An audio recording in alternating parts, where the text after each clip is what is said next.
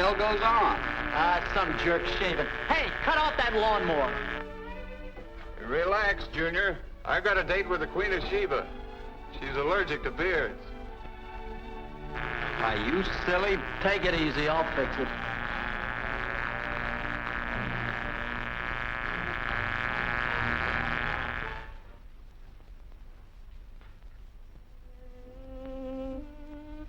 Frequency modulation, or FM, is a big step forward in radio. When you tune in, you hear what the studio mic hears.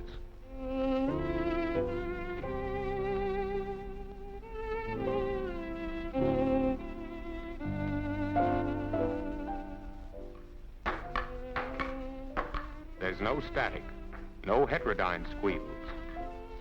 The guy with the electric razor can use it all he wants. A GI can dial his girl's number. All these things in the same area, but they won't bother reception. Well, you've seen what FM means to ordinary, everyday reception. But what's its military value? Just this. Until the Army turned to FM for some of its installations, radio interference was a communication headache.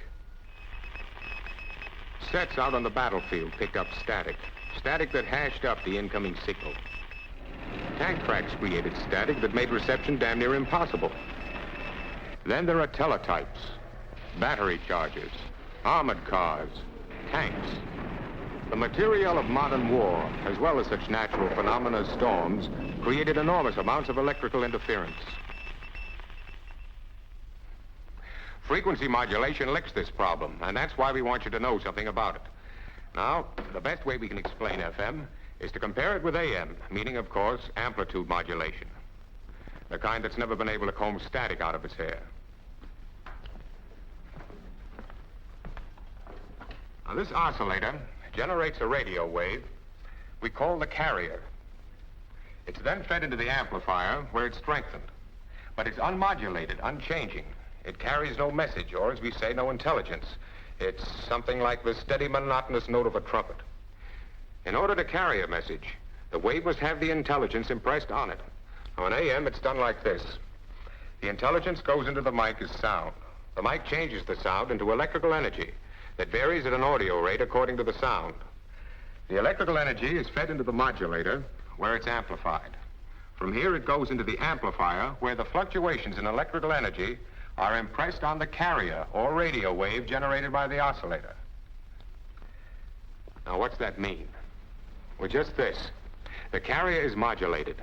It has its amplitude or strength changed by the fluctuating electrical energy from the modulator. Then the wave that comes from the amplifier looks like this. In this way, the carrier has its amplitude changed by the intelligence. The wave that's transmitted is an AM wave. The varying strength or amplitude of the wave carries the intelligence in AM radio. These waves are radiated by the antenna. Now, what happens in an AM receiver? First, let's take the AM wave as it approaches the antenna of our receiver.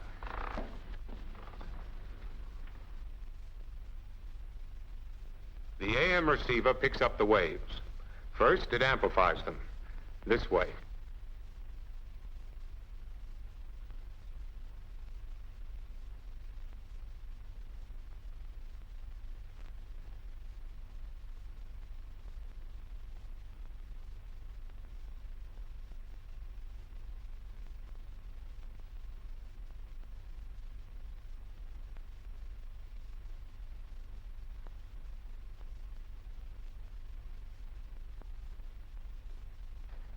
Then it feeds them to the demodulator.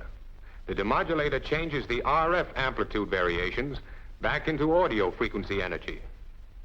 This audio energy is built up or amplified by audio frequency stages. Then it is finally fed into a speaker, which turns it back into sound.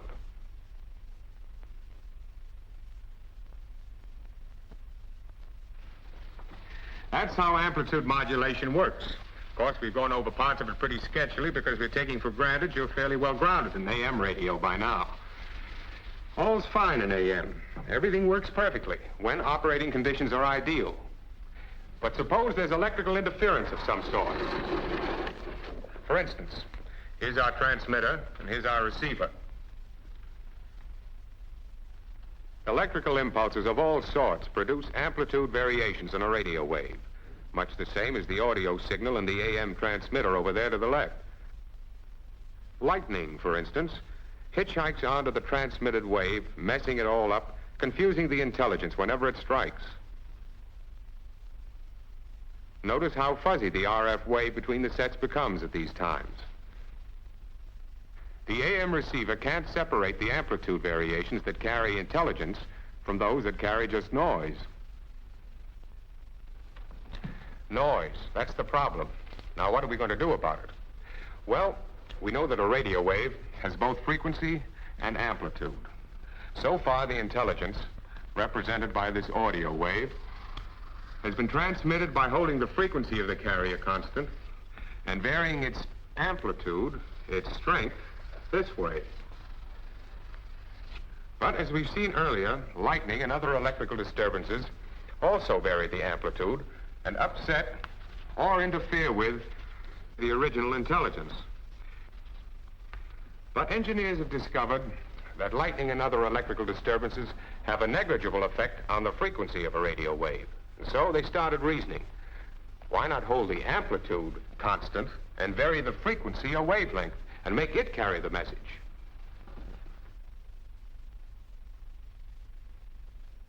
Where AM carries its intelligence by increasing and decreasing the strength of its carrier, this new type would do the same job by varying or modulating the frequency of its carrier.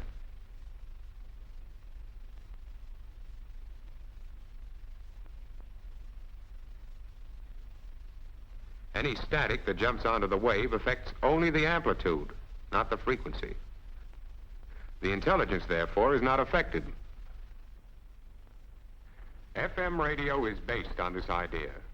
The changing frequencies carry the message as clear as a bell. There are several types of FM transmitters used by the Army.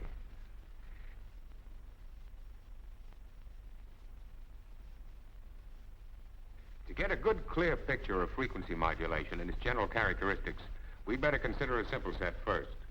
Now, just as in AM, the carrier wave is produced, or generated, if you like, by an oscillator. In FM, this carrier wave is called the rest, or resting frequency, when it's unmodulated. That is, when there's no sound being produced.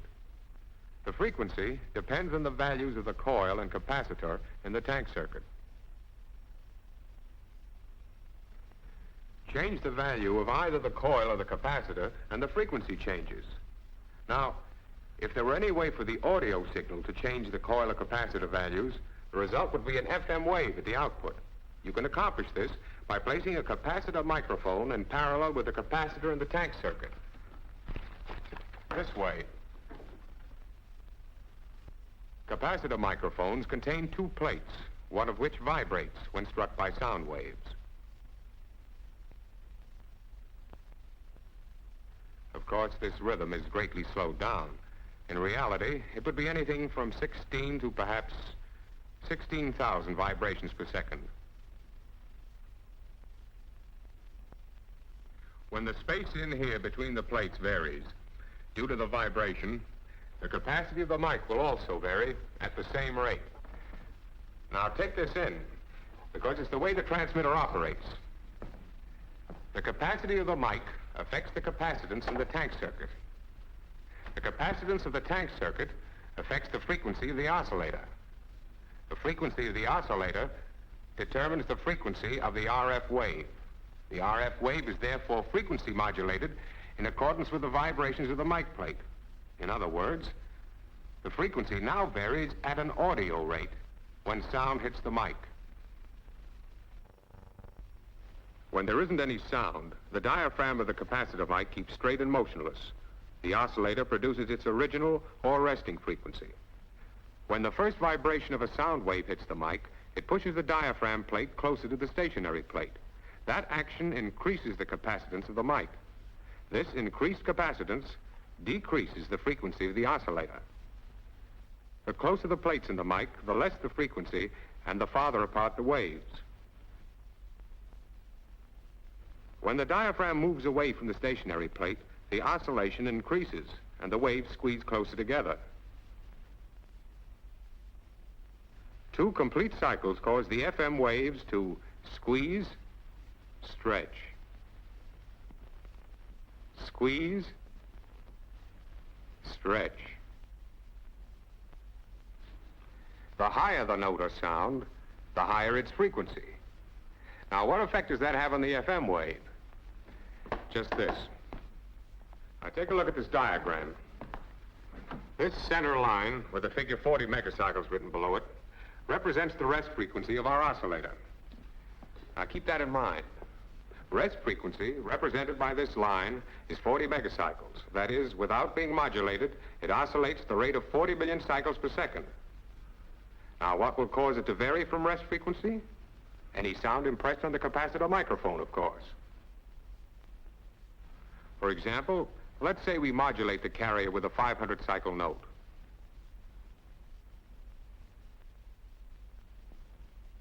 We get a frequency that swings back and forth above and below the rest frequency 500 times per second. Suppose we increase the frequency of the note to 1,000 cycles per second. See the difference? This 1,000 cycle note causes the FM wave to swing back and forth twice as fast as did the 500 cycle note. I know.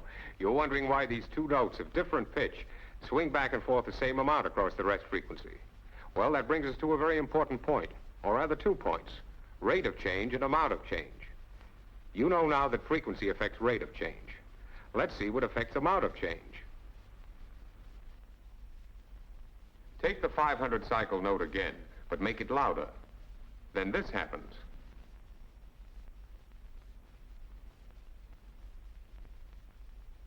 See it? We've got the same rate of change across rest frequency, but the distance of the swing to either side of the rest frequency becomes greater. The distance is called deviation. So the frequency of a note or sound determines how many times the swing takes place, and the loudness determines the amount of swing, or deviation. Now, you can see that a great amount of deviation might cause a little trouble. That is, the deviation would go too far and interfere with another FM transmitter. So, the Army sets the maximum deviation for any channel at 40 kilocycles on either side of this rest frequency. In other words, the strongest audio signal that can be used for modulating a transmitter is one that allows only a deviation of 40 kilocycles on either side of the rest frequency. This whole thing, 40 kilocycles on one side and the same on the other, is the carrier swing. Thus, here we have a carrier swing of 80 kilocycles altogether. One more thing, there has to be a separation between channels. That is, we've got to have some method of protecting one channel from possible slop-over from another. So, here's what we do. We provide guard bands on each side of the maximum deviation. Each band is 10 kilocycles wide, making a total of 20 kilocycles. The channel allotted to each station consists of 2 deviation ranges of 40 kilocycles each, plus a 10 kilocycle guard band on each side. That's a total of 100 kilocycles.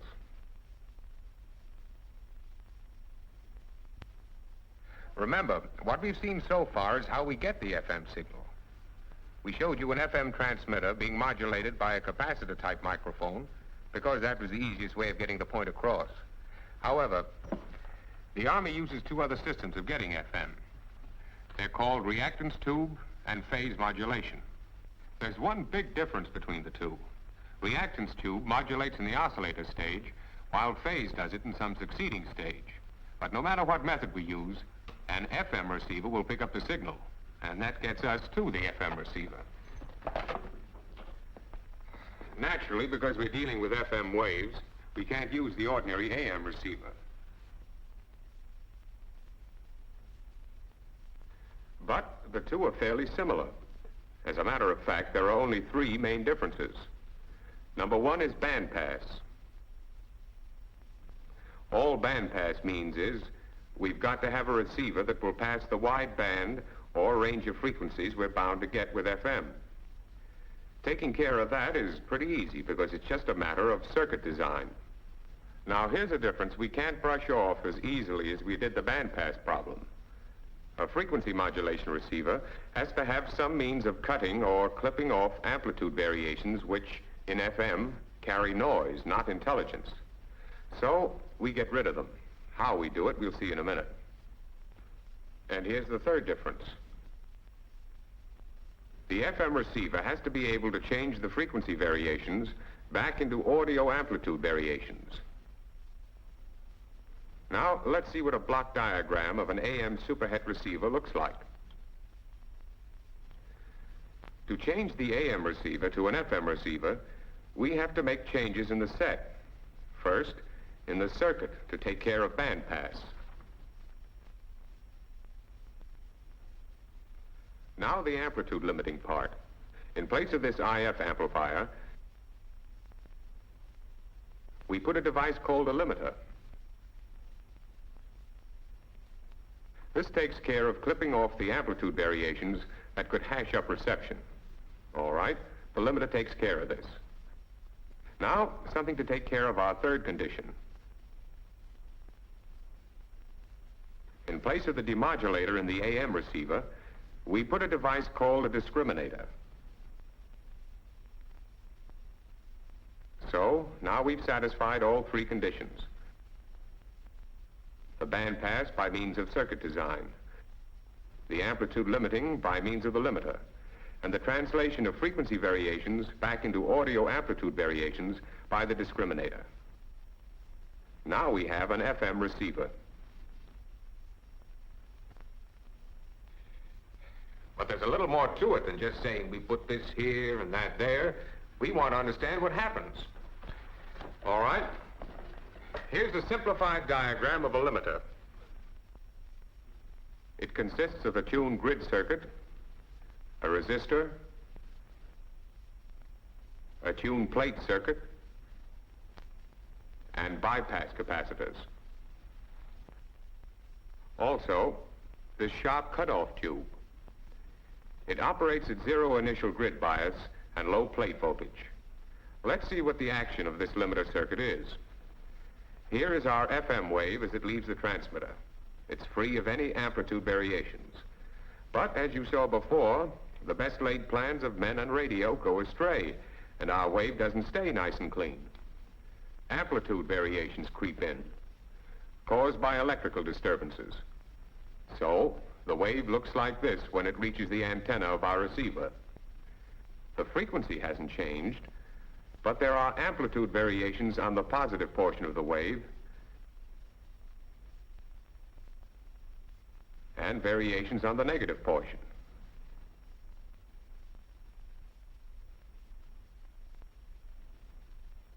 Now, let's take this wave through the limiter. The incoming wave induces a voltage in the first tuned circuit.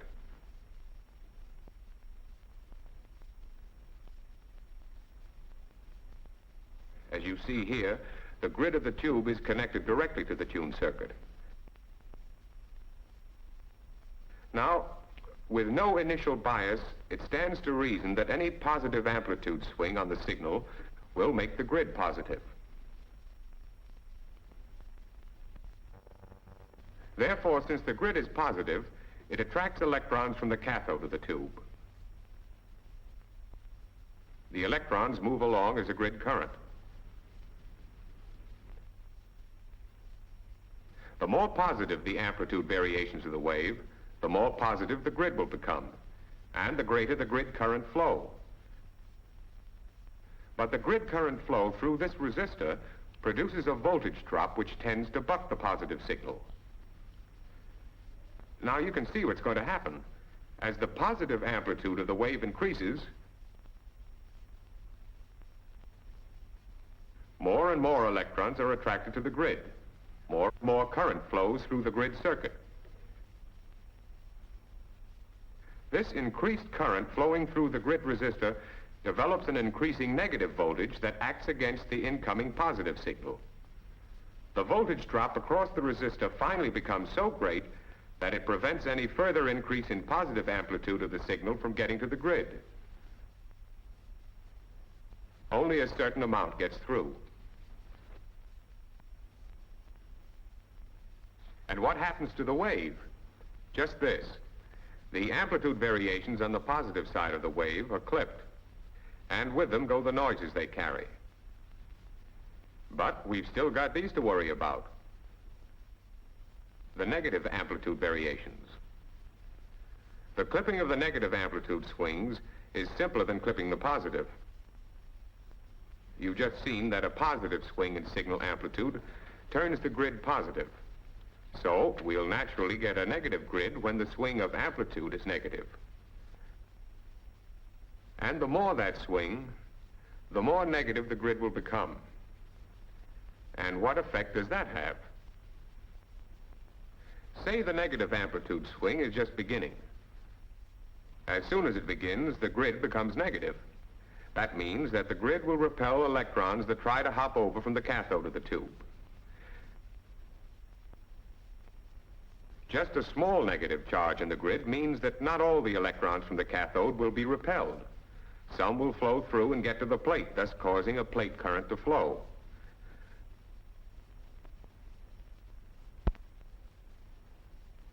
But as the negative amplitude swing of the signal becomes larger, the grid becomes more negative.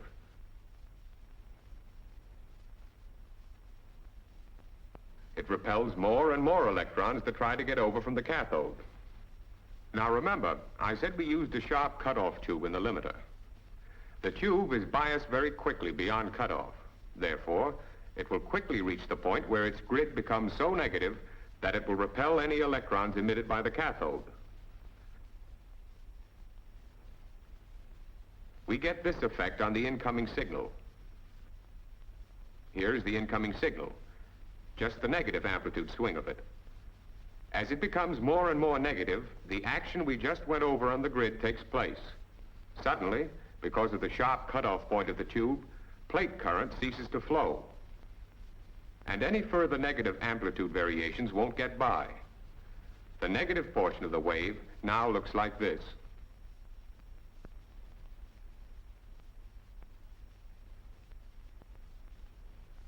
Of course, the negative amplitude swings back up. This means that the grid will become less negative until it reaches a point where the electrons can once more flow through to the plate. Plate current flows again. Now, combine the positive swing clipping action with the negative, and we get this. Here is our FM signal coming in with all its amplitude variations. It gets to the limiter. The two clipping actions we saw take place. First, the positive. The swing goes up and up until it's stopped, clipped off. Eventually, it starts down again toward the negative swing. It reaches the start of the negative swing and causes the grid to become negative. When the cutoff point of the tube is reached, the negative swing is clipped. The result of these clipping actions is this kind of a wave. Now we have what we went after, a wave with constant amplitude, with all amplitude variations clipped off. The intelligence is still with us, carried in the frequency variations. But we still have a little trouble to get rid of. Notice that the tops and bottoms are squared off. That will mean distortion of the signal. The tuned plate circuit takes care of that. It's able to smooth off any irregularities or sharp corners of a wave by what is called flywheel effect. So the wave that leaves the limiter will look like this. And that's it. Now the wave is ready for the discriminator, the device that interprets these frequency variations as audio voltage variations. Now, here's a simplified diagram of a discriminator. It consists of a tuned circuit, a diode detector tube, and a load resistor with a bypass capacitor across it.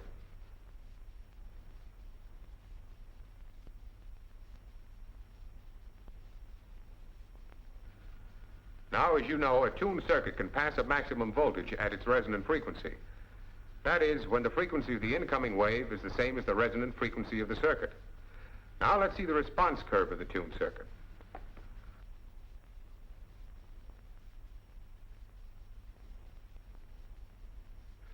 We'll say its resonant frequency is here. Now, here's a line that represents voltage, varying amounts of it. Any one point along this line represents the amount of voltage at that particular spot.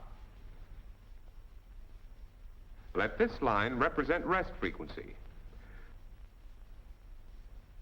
The discriminator is purposely tuned off resonance with the incoming frequency. All right, as long as an unmodulated carrier is coming in, say at this frequency, it means that the output at the discriminator is a steady DC voltage. But now, watch what happens as the frequency of an FM wave, with its rest frequency here, gets closer to the resonant frequency of the discriminator. Now don't forget, here's the resonant frequency of the discriminator, and here's the voltage at the rest frequency of our FM wave.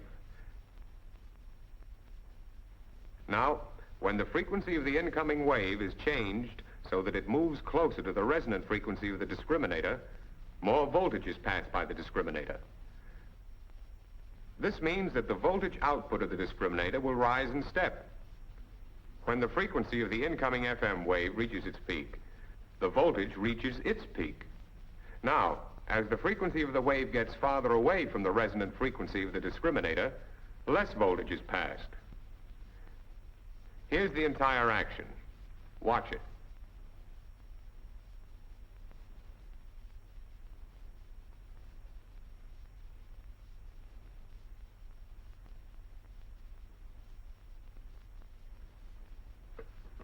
So you can see that the voltage output of the discriminator is an audio frequency voltage, which is exactly in step with the frequency variations. This wave is then fed to the AF amplifiers and onto the speaker exactly as in the AM receiver. FM is the answer to the static problem, static that hashes up reception. Now let's give it a quick once-over and call it a day.